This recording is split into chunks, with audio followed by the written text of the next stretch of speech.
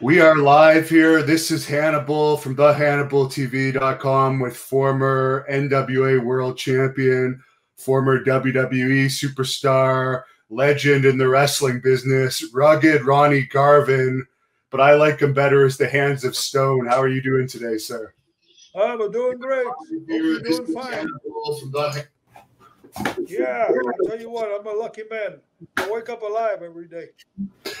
Yeah, that's not like a lot of your contemporaries in the wrestling business. Oh, I know. They're leaving left and right. And you still actually look very similar to how you did in your prime. Maybe not quite as thick, but you still look like you're in shape. Yeah, you still have your hair. I'm going to get the big head. It's going to go to my head. No, I had some fans that wanted me to ask you how you actually got your nicknames. Yeah. Well, the Hands of Stone, that's you can blame Gordon Soley for that. Gordon Soley is the one that gave me the name. And that's because of your chops and blows, unlike what we see on TV today, actually connected and were very realistic. Yeah, the first thing I knew, I wrestled on TV. That was in Georgia days. He came up with that, and then every show he would say, "Hands of Stone." Would Gordon have been your favorite commentator over the years to commentate your matches? He was one of the best. Soley was one of the best. And he was good at coming out with some new holes that we've never heard of. He was very good. Is it true that he really liked to drink too sometimes when he was commentating? Oh, yeah. Yeah, I think so. I think he was better. Yeah. When he had a few, I think he was better. I've actually wrestled some wrestlers that were better after they've had a few. Yeah, I never did. I don't know. I had too much concentration. So when they changed your name to Rugged Ronnie Garvin, was that because WWE wanted to create a new nickname for you? I think so. They want to be different. And, didn't matter to me one way or the other. Before that, I was a one-man gang. And then New York had a one-man gang. Yeah, they gave it to the Akeem, who was a big guy. Why do you think New York didn't really use any of the NWA wrestlers to their full potential? Yeah, they wanted their own brand. What's in the name? What the heck? If you live up to it, what the heck? Yeah. Where did you learn to wrestle that stiff, rugged style? Because you definitely had your own style. We've heard Ric Flair say you would actually blister his chest from your chops. Oh, yeah. As a matter of fact, I split his chest where it was bleeding. Yeah, it almost looked like he was cut. It was open to skin. But I gave him credit. He never complained. There's some fans watching this live as we're doing it, and there's a fan named Albert Retro that says he started getting a brush cut like you after he saw you in WWE, and he says, thanks for the memories, and he likes how you wear your hair. Well, thank you. Who was this guy? A guy, it's a fan. There's some fans watching this as we're doing it. His name is Al. Okay. Well, tell him thank you for the compliment. I guess it's a compliment. Yeah, well, he said he got his hair cut like yours because he liked it. So. Well, I'm honored. I had a haircut like yours too, but it was when I was in the military and they made me do it. Yeah. Yeah, well, to me, short hair is more comfortable to start with. Oh yes, especially when you're wrestling every night. Oh yeah, and yeah, cooler in the summer too. Now, I heard you have a one-on-one victory over Andre the Giant. Is that true? Yep. Yep. It sure is. Sure is. I wrestled him. He had a partner. It was a handicap match. He had a partner against me. Wow. I think it's 1968, Knoxville, Tennessee.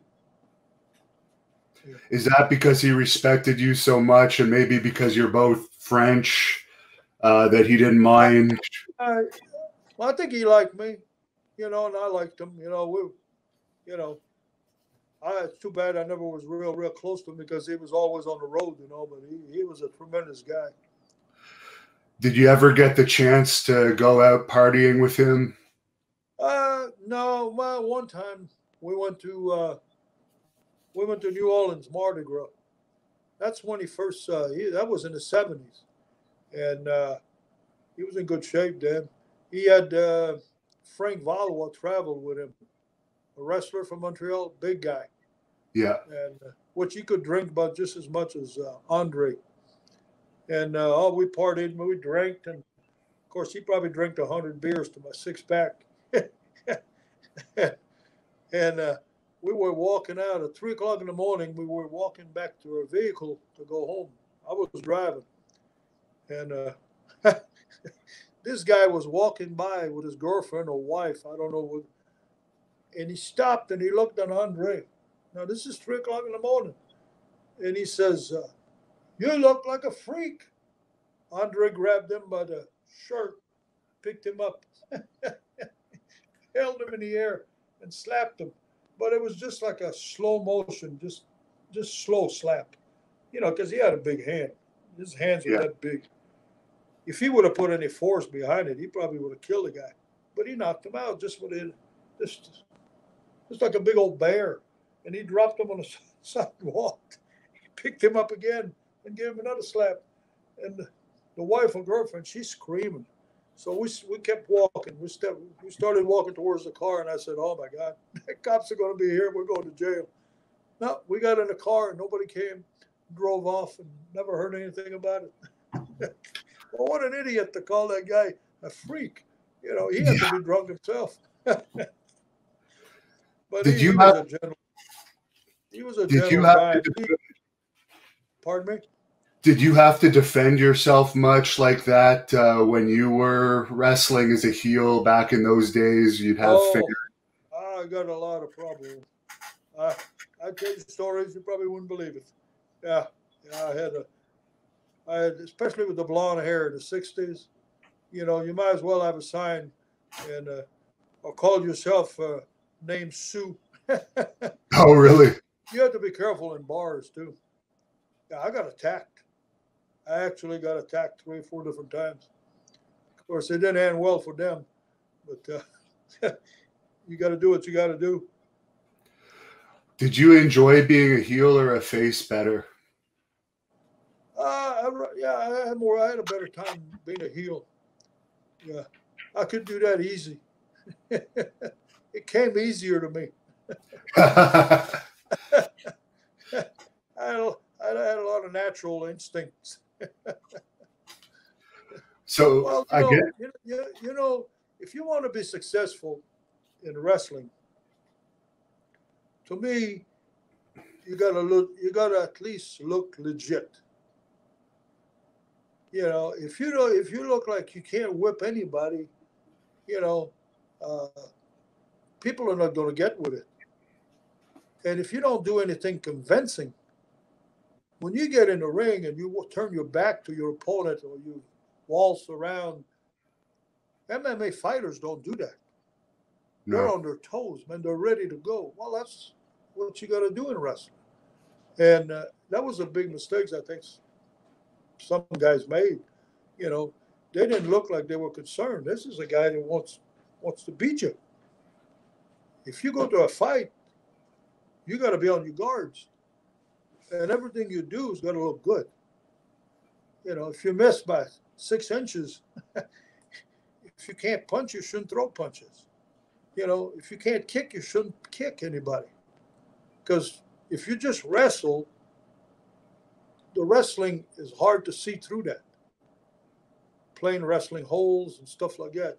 But when you start kicking and punching, yeah, you better be good at it. You got to be convincing.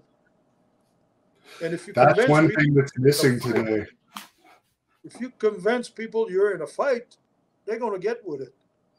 You got to convince them you're in a fight, and it's, you know, and you got to try to beat each other, you know, instead of walking around and turning your back or, you know, a lot of guys jump out of the ring sometimes, and well, it's good, but I think I used to look at it and I always thought it kind of killed the match a little. You got to stay in the fight, even if you're a heel or a baby face, you know, and then, you know, the baby face gets better than you, but you got to still fight. Yeah. Everybody's got their own opinion, you know, and I always said, you know, you got to work hard. If you come out of the ring and you're not sweating, you know, and longer matches, you can tell a better story. You know, you go in the ring in 10 minutes, what are you going to do? Yeah, but there's so many different styles and so many different ways of having success. You know, who knows? Today, I don't know what they're doing. You know. It's a lot of gymnastics type wrestling and wrestlers wrestling in shirts and basketball shorts. I know that you don't watch it. No. Well, it's a lot of it is like a trampoline act. You know, I've seen some unbelievable things, moves that they do, and they're right back up on their feet. And I'm going, wow, this guy's got a cape. He's going to start flying. You know, he's going to fly around the ring. You know, they don't sell anything. They just, it's like nothing happened. You know, backflips off the top rope, landing on tables, on the floor. You know, in the old days, they'd carry you out. You did something like that, they'd carry you out. Have you seen Randy Orton wrestle? He does the Garvin stomp now, Cowboy Bob Orton's son. He kind of... Yeah, somebody told me that. Yeah. Well, it's an honor.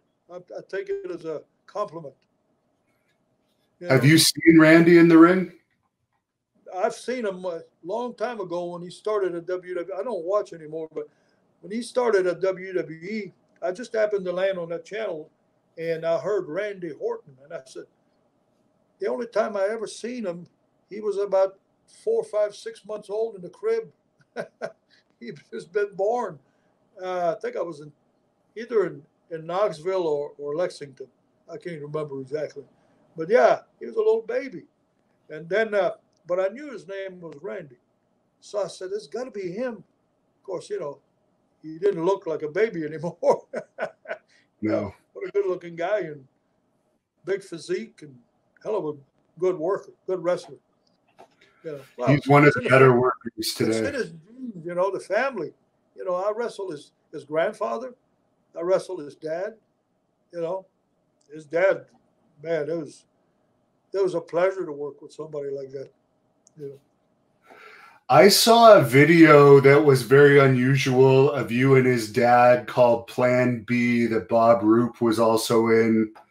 Do you remember why you guys did that video? I don't know who released it, but a couple of years ago it came out finally. I don't think it was released at the time, but could you tell us the story behind? Well, we split up from Fuller, and it was kind of an insurance. I don't know who thought of it. Maybe all of us, maybe one of us. I don't remember. But it was like an insurance, I guess. You know, we figured, well, if we don't win this fight, well, we'll kill the business. But I don't think it would have done that, you know, because Vince did the same thing. Vince went on TV and told him it wasn't real about New Jersey, so he could get rid of the commission. Everybody said he's going to kill wrestling. Well, you can't kill wrestling. And I guess that was the plan, you know, and we never needed it because everybody went out of business. Eventually, right. You know, Knoxville was dead. We was gone. So,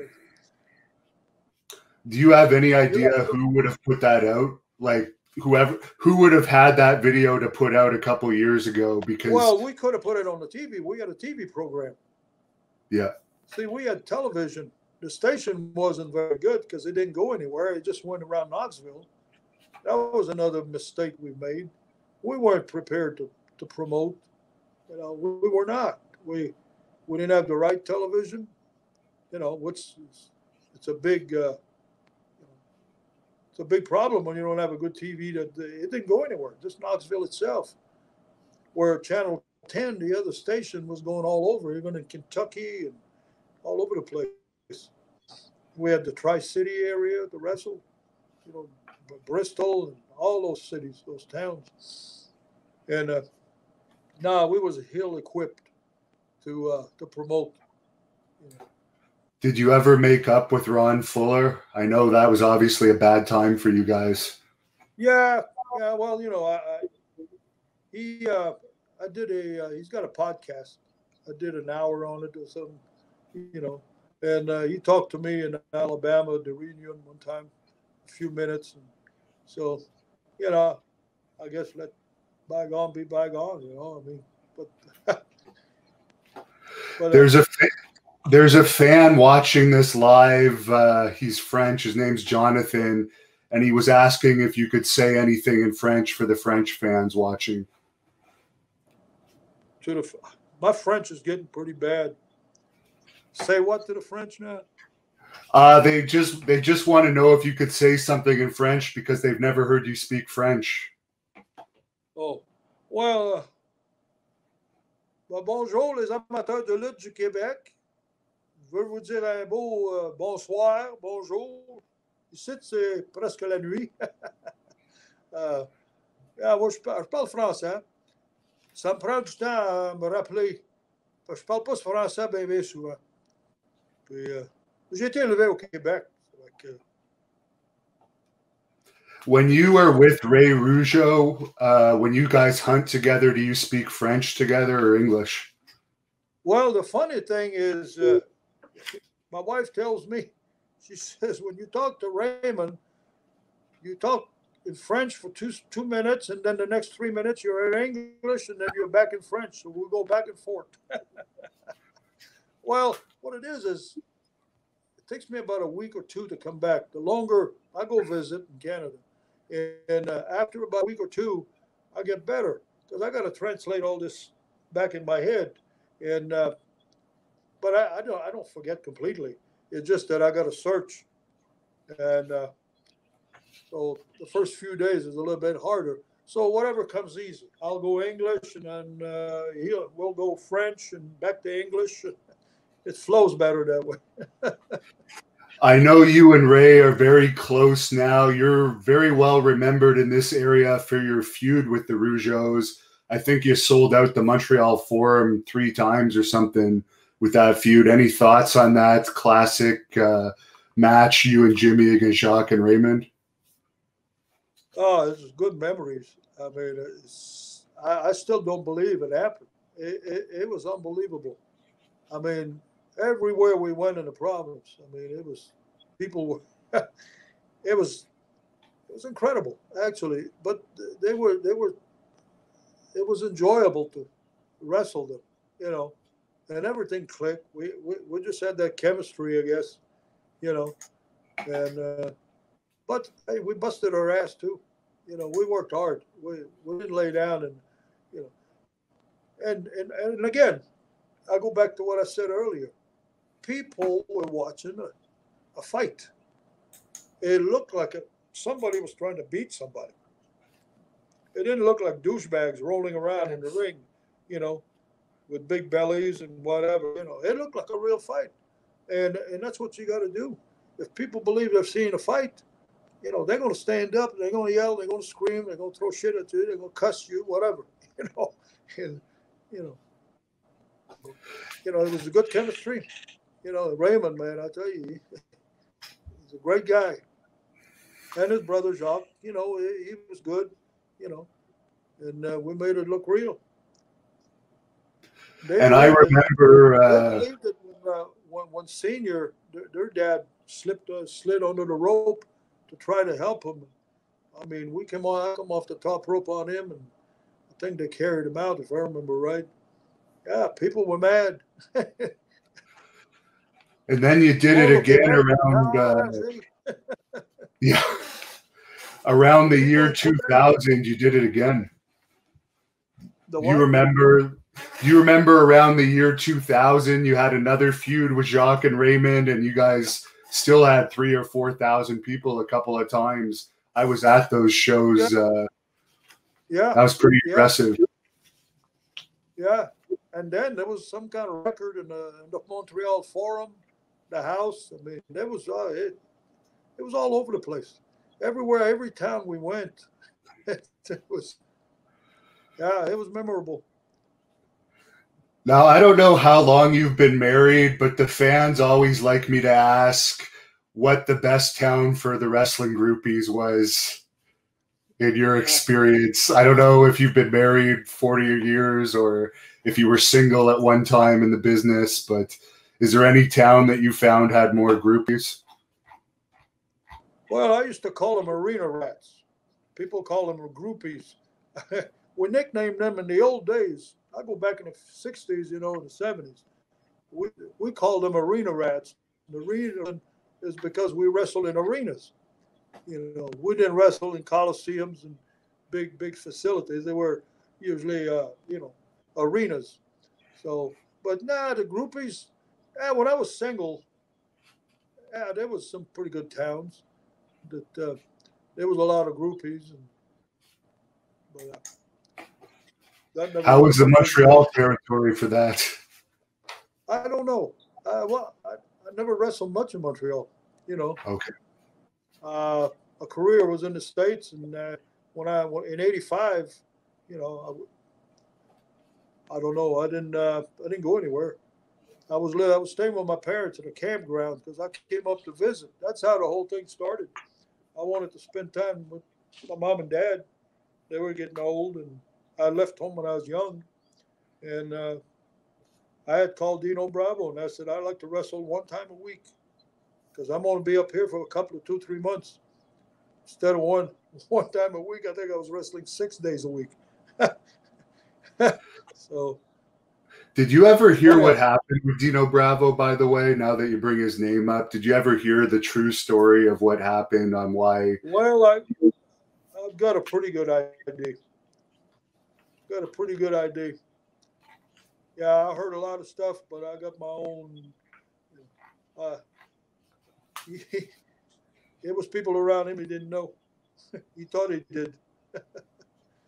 Yeah, but that's the way those things work out. Usually, they do you in as people you least expect. Hard to prove too. But everybody has an opinion. But I heard some stories, and pretty sad. To end that way. Because he could have had another run in WWE. He hadn't even been out of WWE for about a year. It seemed like if he wanted to, he could have gone to WCW or something, but he went the other way and got into that business. Yeah. Well, he knew a lot of people that were, in that kind of business. Sometimes you got to be careful of the choice you make. I liked Dino. He was a good guy. Yeah, I liked him. There's a fan on here asking if you have any memories of your matches against Carlos Colon in Puerto Rico, where I think you beat him 2 times. Yeah, I do. Yeah. Carlos, I knew Carlos from the late 60s, early 70s. And he's quite a worker. Yeah. I had a good time going there. I went over there when they were boycotting because of what had happened to Frank Goodish. What was his name? Bruiser Brody. Bruiser Brody. Well, so they had a hard time getting guys. I went over there after that. Well, they always treated me good over there. It was a little bit dangerous to run. You have a fan from Poland that wants to know any favorite matches with Ivan Putski or any Polish wrestlers. I never was around him. For some reason, I never was on the same card. I've never wrestled him. I don't think I ever met him. Okay. It's funny. I think the same thing. I went to Tampa, Florida to sign autographs at a fan fest, and Bruno Sammartino was there. He came over to my table. I was honored, man. He said, you know, we never met. All these years in the business, we never met. So he introduced himself. I knew who he was and talked to him for quite a while. Real nice guy.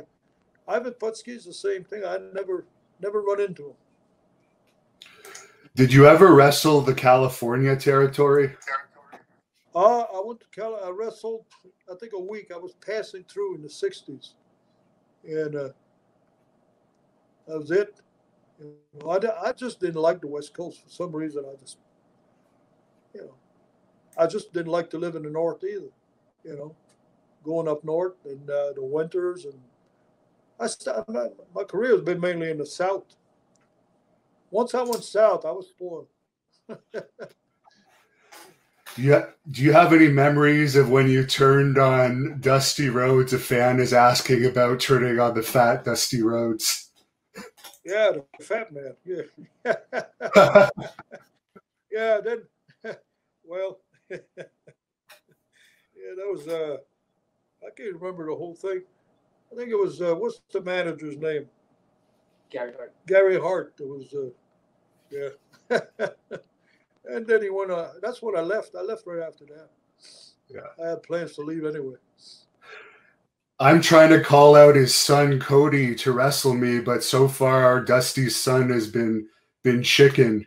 He might see this. What would you do if you were trying to call out Dusty's son and he was ignoring your challenges? Any advice?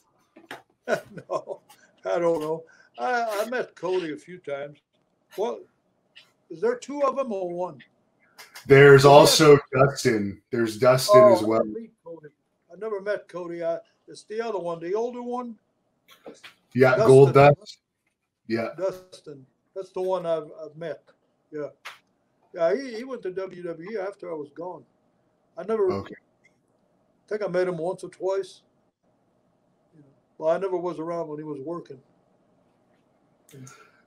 There's another fan asking which promotion you earned the most money in. Would that have been WWE? The question is what again? Which promotion? What? What did you get your biggest paydays in? Was that WWE or NWA?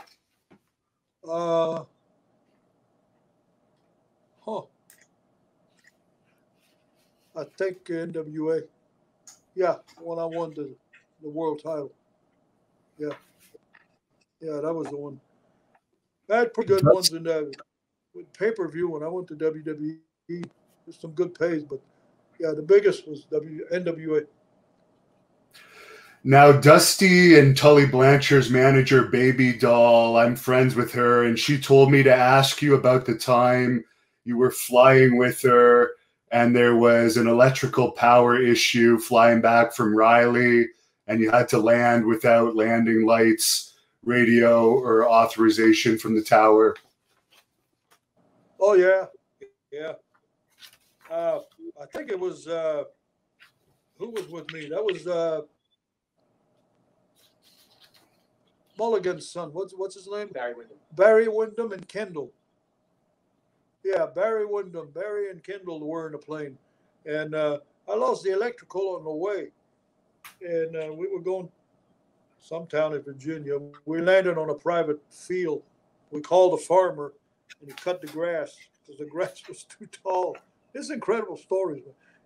I called him, and I told him who I was. And when I told him, I had Barry Windham and Kendall. Oh, my God. He says, I'll go cut the field right now. So by the time we got there, like 2-3 hours later, man, the field was cut, all grass. It was nice. We landed, but I had an electrical problem.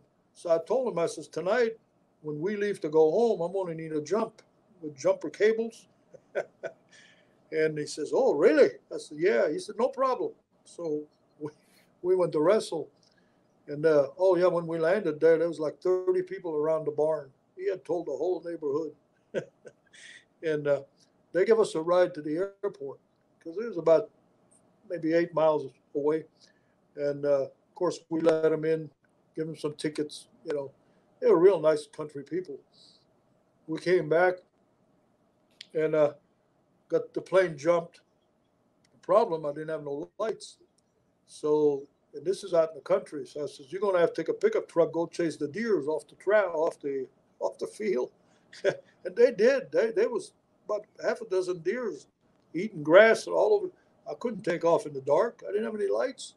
So I said, now what we're going to do, I said, you go to the end of the runway when I'm ready after we chase the deers, and I want you to turn your pickup truck away from me where I can see the 2 red lights of your tail. That way I can line up and go straight ahead. And I want you at the very end, so when I take off, I'll be over you. And that's what we did. That's how we took off. And Barry and Kendall couldn't believe it. They said, man, how are you going to do that? I said, I'll show you. So we lined up and we took off. And I couldn't retract the gear either because the gear is electric. So we flew home with the gear down, no lights, no radio. So we got to coming into Charlotte. I couldn't have done that if the weather would have been bad. It was very clear skies, stars were out. And of course, I can't land legally into Charlotte because it's called a TCA, and you need communication, and you need to be going to be on radar, and you got to talk to someone because of all the traffic that they have. But it was 1 o'clock in the morning, and I said to myself, not too many airplanes landing at 1 o'clock in the morning. So Barry says, what are you going to do? I said, what? We're going to land in Charlotte. Oh, really? I said, yeah, we're going to land in Charlotte. That's where our car is. So I was coming from the east. So the airport is to the west of Charlotte. And I figured if I stay low, they won't pick me up on radar because the building in North Carolina, in Charlotte, the tall building, are blocking the signal. And I said, I'm going to fly low over the town and then start down. The airport's 5 miles west of the airport. So anyway, I had my plane in my head. So we're so low as we're flying over downtown Charlotte. And Barry says to Kendall, Kendall, look at downtown Charlotte. You'll never see it like this again. We were like 100 feet over the tall buildings. Anyway, and we landed in Charlotte, and I said, let's get out of here. Let's get out of here. We got out of the plane, and we went inside, and nobody came. They never knew I landed. Everything turned out to be okay. Yeah, I pulled it off. There's a fan on here asking if you have any memories of wrestling in Philadelphia. I know that's a bit of a garbage dump town, but do you have any fond memories of wrestling there? In Philadelphia? Yeah. No, not really. I remember Baltimore, Cleveland, some places I can't even place the building, but yeah, they were all good towns, really. I mean, as long as you got paid, you didn't care. Oh, that's it. That was the bottom line with me. It was a job, that was work. The first interview that I did with you, Steve Austin, I don't know if you know Steve Austin, but he's a big star in wrestling. He contacted me and told me he watched the interview and he really liked it. Have you seen him wrestle at all or had any contact with him over the years? Because he's a big fan of yours. Steve Austin, the wrestler? Yeah, he's a big fan of yours. Really? Big NWA fan. Well, tell him a big hello for me. I met him one time. And I can't remember. I was with Raymond Rougeau, and he introduced me to Steve. And Steve was having a chain match, and he asked me a few things. He said, "What can I do with a chain match?" I remember that. I was impressed. Him asking me. I said, "Well, that was an honor." No, he had a good style too. I like his work. That was really something. I guess that would have been when he was in WCW or something. When you met him, probably. No, he was at WWE. Oh, okay. That was at WWE. I didn't know him before that. I had never heard of him. But that was a WWE because I was up there for something, and I wasn't working there. That was after I had left. I was up there with Raymond Rougeau for something, and it was in a town. They were doing TV. That's what it was. And Raymond was doing the translation. You know, the voiceover Yeah, or whatever, I or think he still translation. does that. Yeah, that's how I got to be there, and that's how I met Steve. Yeah. Do you still keep in contact with Pat Patterson at all? No, no, no. I heard he's not doing too well. You know, I know he lives in Montreal. I think that's what I somebody heard told he me. has some dementia issues or something. That his brain is kind of Yeah, not all there. I've known him since we went. I went to the same school, but he was already gone because he's a little older than me, 2, 3 years older, I think. And we were raised like I don't know, 4 or 5 blocks apart, same neighborhood. Yeah, I didn't know he was that bad. Somebody said he had health issues. That's what I've heard. I haven't. I don't know him personally, but I heard that a few friends of mine have talked to him recently, and they said it doesn't seem like everything's all there in the head. His memory doesn't seem to be very good, and I guess he had an Yeah, incident at Rocky Johnson's funeral where he kind of talked some crazy talk. I don't know if you heard about that. yeah. That's sad. That's sad, man. You know, Rocky Johnson, I was supposed to go see him 2 days later. Somebody said he died. I said, "You're kidding. I'm fixing to go see him, you know, in Florida because I'll go down there in the wintertime." And I was going to go see his horses and his farm, you know, and that's sad. Just never know. We're losing a lot of guys. I had a few fans that wanted me to ask you what your relationship was with Terry Garvin. Uh, was there any real relation between you two? Oh, we were just, you know, tag team partners, you know, it was business. You know, he had his life, I had mine. And, you know, just like when I team up with Jimmy, you know, just it was just a business deal. Well, you know, we did real good. We did real good. You know, he had a good gimmick. You know, he had that whatever. He had the hair and all that, and the robes, and you know, he would get some heat. You know, you gotta understand. If you had blonde hair back then, you got automatic heat. People booed it. You know, well, they thought you were gay. You know, if you had blonde hair, you were queer.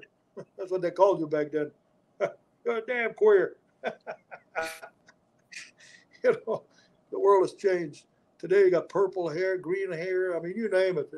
Nobody cares. But if you had blonde hair, that was one of the reasons to have blonde hair. You got automatic heat. They hated you. They didn't even know you. They hated you. With all those accusations that came out about Garvin in later years, Terry Garvin, do you think that was all blown out of proportion, or do you think there was Well, anything to I don't know. He was gay, and I mean, he was wide open with it. I mean, it was not a secret. He let everybody know. He wasn't bashful. You know, he that? had his own life. He had his own life, and you know, I had my wife, I had my kids, and you know, I had a different life. So Tony Atlas didn't. I never did care what people did in their personal life anyway.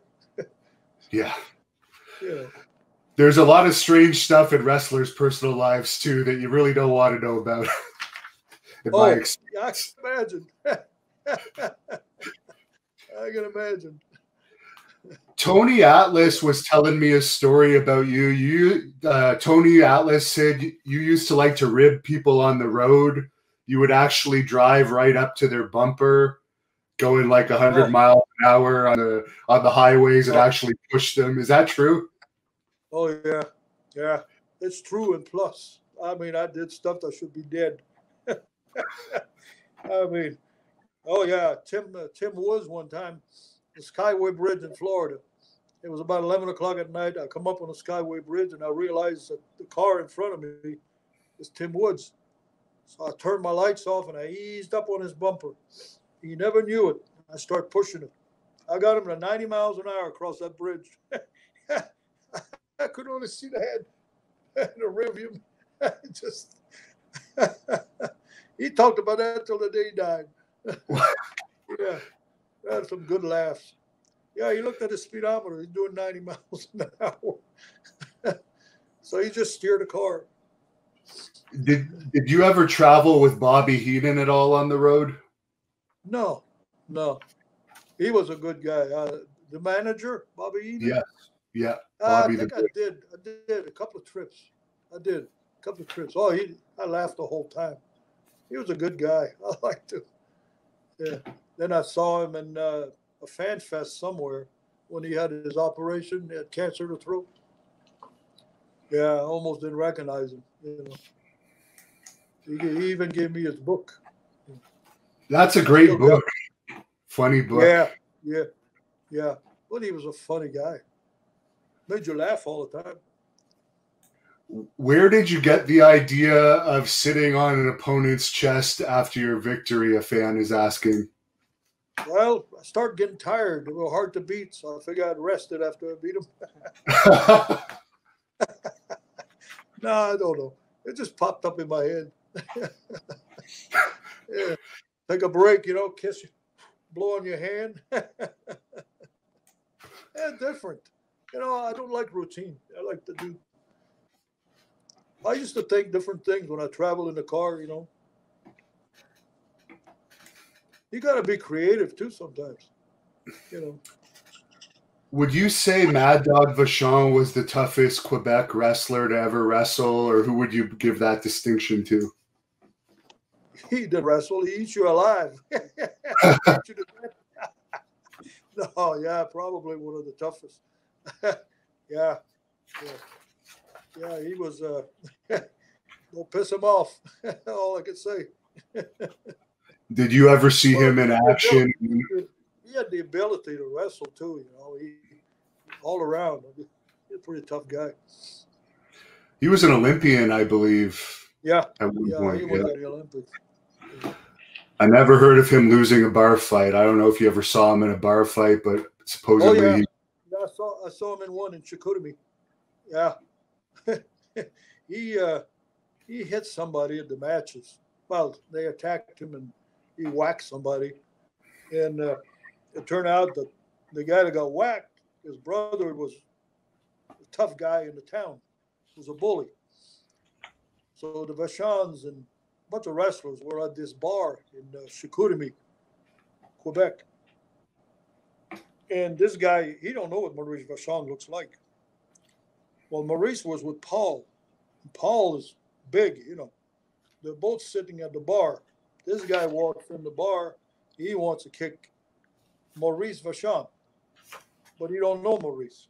So he asked. I don't know if they told him. So they told him they were sitting at the bar. So he walks over. He looks at Paul.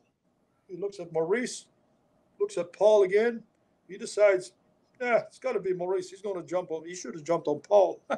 But he starts to fight with Maurice. Oh, my God. Maurice Paul driving him in the ground. On the hard floor.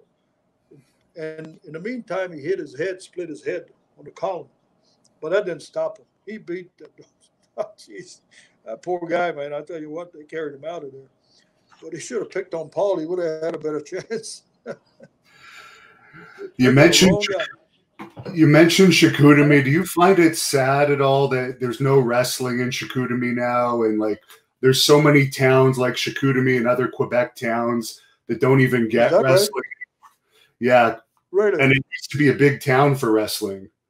But now it's it seems. Chicoutimi and Quebec were great towns. Yeah, they had some good crowds in Chicoutimi. Why? There nobody promoting or nothing? No. Wow. Seems like wrestling, other than in Montreal, is dead pretty much. There's some in Quebec City, but nothing really great. Nobody wants to start a promotion, or no interest, man. Yeah. Unfortunately. Yeah. Oh, it used to be great. Yeah. Were you friends with Rick Martel at all? Speaking of Quebec City. I know Rick, but no, we never hung around together. You know. Well, I left Montreal a long time ago. You know, long time, 1962 actually. Wow. I went to 60, yeah, something like that, 62 or 3, 62. How did you like working with Jim Cornette in the NWA? There's a bunch of fans that wanted me to ask you about him. Yeah, he was good. He did a good job. He had a lot of heat. You know, his mouth. He can get some heat with his mouth. Yeah, he still can. He can piss a lot of people off. Yeah, he's a talented guy. You know, we worked with him when he was managing. What's their name?